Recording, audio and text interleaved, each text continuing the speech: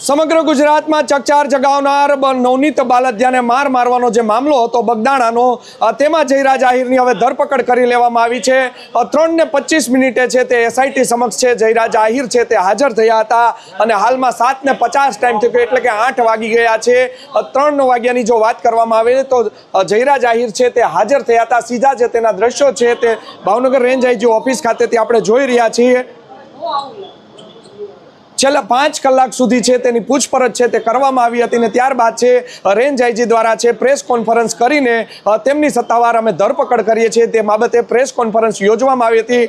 થોડી જ વારમાં હવે તેને છે જયરાજ આહિર જે છે તેને ભાવનગરની સિવિલ હોસ્પિટલમાં એસઆઈટીની ટીમ છે તે મેડિકલ ચેકઅપ કરાવવા માટે લઈ જઈ રહી છે। સાથે જો વાત કરવામાં આવે તો આવતીકાલે મેડિકલ ચેકઅપ કરાવ્યા બાદ છે તેને મહુવા ખાતે છે તે કોર્ટમાં હાજર કરવામાં આવશે। સીધા જ દ્રશ્યો થોડી જ મિનિટોમાં જયરાજ આહિર છે તેને નીચે છે તે એસઆઈટી લઈને આવી રહી છે। એસઆઈટી દ્વારા છે તે હવે જયરાજ આહિરની ધરપકડ કરી લેવામાં આવી છે, જેના સીધા જ તમે દ્રશ્યો છે તે જોઈ રહ્યા છો। એસઆઈટી છે તે જયરાજ આહિરને હવે છે તેનું મેડિકલ ચેકઅપ કરાવવા માટે છે તે ભાવનગરની સરટી હોસ્પિટલ ખાતે તેને લઈ જવામાં આવી છે। એક સમય હતો કે જયરાજ આહિરનો દબદબો હતો, માયાભાઈ આહિરના દીકરા હતા, પરંતુ સમય છે તે હાલ ફેરો છે અને હવે જયરાજ આહિરને મેડિકલ ચેકઅપ કરાવવા માટે છે તે લઈ જવામાં આવી રહ્યા છે। જયરાજભાઈ, તમારી ધરપકડ કરી લીધી છે, શું કહેશો? તમે કહી રહ્યા હતા કે હું આ કેસમાં નથી, હવે તમારી ધરપકડ કરી લીધી છે પોલીસ દ્વારા। જયરાજભાઈ, શું કહેશો જયરાજભાઈ? તો તમે જે સીધા જે દ્રશ્યો જોયા, જયરાજ આહિર છે તે ગાડીમાં બેસી ગયા છે, મૌન ધારણ કર્યું છે। જોવું રહ્યું હવે આગામી સમયમાં શું નવા જૂની થાય છે। સીધા જ લાઈવ દ્રશ્યો છે તે તમે જોઈ રહ્યા છો। જયરાજ આહિરની ધરપકડ કરી લીધા બાદ ભાવનગરની સરટી હોસ્પિટલ ખાતે તેને મેડિકલ ચેકઅપ છે તે કરવા માટે લઈને અત્યારે હાલ છે એસઆઈટીની ટીમ છે તે પહોંચી ચૂકી છે અને તેનું અહીંયા છે તે મેડિકલ ચેકઅપ છે તે હવે કરાવવામાં આવશે અને ત્યારબાદ છે એસઆઈટીની ટીમ દ્વારા પણ મોટો જે કાફલો છે તે અહીંયા ગોઠવી દેવામાં હાલમાં આવ્યો છે। એસઆઈટીની ટીમ છે તે પૂરતા પોલીસ બંદોબસ્ત સાથે જયરાજ આહિરનું મેડિકલ ચેકઅપ છે તે કરવા માટે છે તેને અત્યારે લઈને અત્યારે આવી ગયા છે, જેના તમે સીધા દ્રશ્યો છે તે હાલ છે તે તમે જોઈ રહ્યા છો। જો વાત કરવામાં આવે તો છેલ્લા લાંબા સમયથી આ જે કેસ છે તે ઘણો ચર્ચાસ્પદ કેસ જે તે બન્યો હતો અને જેને લઈને જયરાજ આહિરની છે તે ધરપકડ કરવામાં આવી છે। અને વાત કરવામાં આવે તો જે આજે રેન્જ આઈજી દ્વારા પણ પ્રેસ કોન્ફરન્સનું એક જે છે તે આયોજન કરવામાં આવ્યું હતું અને તમામ જે છે તે ખુલાસા છે તે રેન્જ આઈજી ગૌતમ પરમાર દ્વારા આજે કરવામાં આવ્યા હતા। ભાવનગર સિવિલ હોસ્પિટલ ખાતેથી સીધા દ્રશ્યો છે તે તમે લાઈવ દ્રશ્યો નવજીવન ન્યૂઝ ઉપર હાલ જોઈ રહ્યા છો। તો સીધા જ તમે ભાવનગરની સરટી હોસ્પિટલ ખાતેથી જે વિઝ્યુઅલ જોયા, જે જયરાજ આહિર છે તેનું મેડિકલ ચેકઅપ છે તે હવે પૂર્ણ થઈ ગયું છે। આ મામલે અન્ય વધુ એક મોટા સમાચાર સામે આવી રહ્યા છે। કોળી સમાજના દિગ્ગજ નેતા છે પરસોત્તમ સોલંકી, તેની પ્રતિક્રિયા સામે આવી રહી છે। સાંભળો શું કહી રહ્યા છે પરસોત્તમ સોલંકી। સરકારના મુખ્યમંત્રી અને તમામ આગેવાનોએ અને સમાજના તમામ આગેવાનોએ આની અંદર જે મહેનત કરી અને આની અંદર જે નવનીતને આની અંદર સફળતા મળી છે એને હું બધાનો ખૂબ ખૂબ આભાર માનું અને ભગવાન ન કરે પણ આવા દિવસો કોઈના બી આવે તો હમણાં જે નવનીત માટે જે તમામ બધાએ મહેનત કરી એવી રીતે બધા મહેનત કરી અને આવો કોઈ દિવસ આવો પ્રસંગ ન બને એની માટે તમે બધા ધ્યાન રાખજો એવી એક પરસોત્તમ સોલંકી તરફથી અને સમાજ તરફથી બધાને મારી નમ્ર અપીલ। આટલું કઈ વિનોદ અસ્તુ। ભારત માતા કી જય।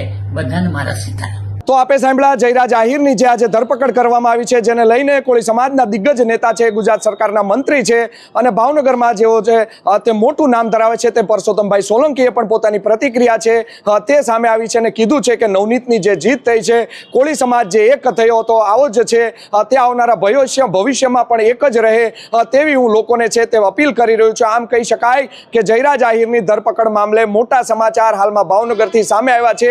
કરોડો રૂપિયાની ગાડીમાં ફરતા જયરાજ આહિર તેને ખબર નહીં હોય કે તેની આજે એક ભૂલ છે તે તેને પોલીસની ગાડીમાં બેસવા સુધી લઈ જશે।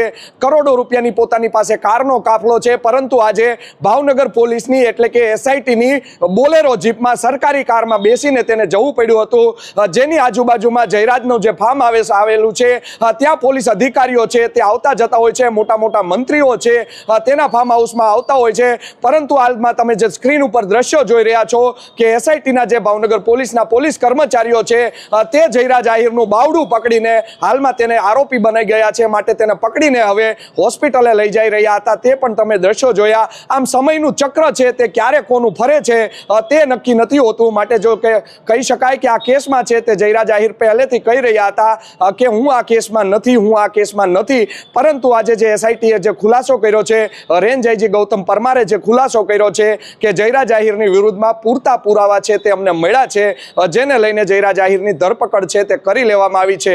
જોવું રહ્યું આગામી સમયમાં. ભાજપના નેતા છે, લોક ડાયરા કલાકાર છે માયાભાઈ આહિર, તેનો દીકરો છે, અને જયરાજ આહિર પોતે પણ તળાજા તાલુકા ભાજપના છે તે ઉપપ્રમુખ છે, તેની હવે ધરપકડ કરી લેવામાં આવી છે. આવનારી સમયમાં સ્થાનિક સ્વરાજ્યની ચૂંટણીઓ આવી રહી છે. જયરાજ આહિરને ચૂંટણી લડવાની પૂરેપૂરી ઈચ્છા હતી. ભાવનગર જિલ્લાના તળાજા તાલુકાના જે ડાઠા જિલ્લા પંચાયત સીટ આવી છે તેની ઉપરથી તેને ચૂંટણી લડવાની ઈચ્છા હતી, તેવી છે તે પૂરેપૂરી શક્યતા હતી, તેવી પણ એક ચર્ચા છે તેણે ચગડોળ જગાવ્યું હતું. પરંતુ જે પ્રકારના ગંભીર આરોપ તેની ઉપર લાગ્યા છે, જે પ્રકારની ગંભીર કલમો હેઠળ ગુનો જે દાખલ કરવામાં આવ્યો છે, કહી શકાય કે હવે જયરાજ આહિર છે તે લાંબો સમય સુધી બહાર ન નીકળી શકે તેવું પણ લોકમુખે છે. પોલીસના અમારા જે સૂત્રો છે તેની પાસેથી તે ચર્ચાઈ રહ્યું છે. જોવું રહ્યું આગામી કેટલા સમયમાં હવે જયરાજ આહિરને કાલે તેના ફર્ધર રિમાન્ડ છે તે માંગવામાં આવશે, ને ત્યારબાદ છે વધુ તેની પૂછપરછ છે તે એસઆઈટી કરશે. જોવું રહ્યું ક્યારે હવે તેની એસઆઈટી દ્વારા પૂછપરછ કરવામાં આવશે. આજે આખી રાત પણ તેની પૂછપરછ છે તે ચાલી શકે છે, અને ત્યારબાદ નવા ખુલાસા છે એસઆઈટી હવે શું કરે છે તે આવનારો સમય જ કહેશે. યશપાલસિંહ ચૌહાણ, નવજીવન ન્યૂઝ, ભાવનગર. વૈષ્ણવજન તો તેને કહીએ જે પીડ પરાઈ.